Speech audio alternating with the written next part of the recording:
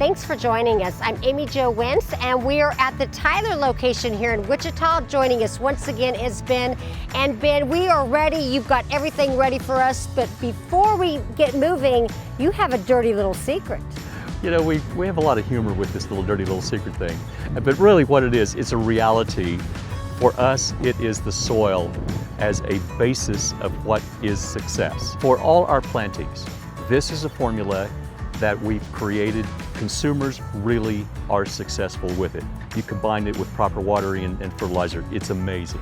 Okay, so you've got a little special for us that we can take advantage of, so we can make sure that when we're emptying our pots, getting our new pots, so we're actually using what you use. Exactly. With any $50 purchase, and it can be $50 on anything, we'll give you $5 off the 2.5, the large bag of Stutzmans potting soil.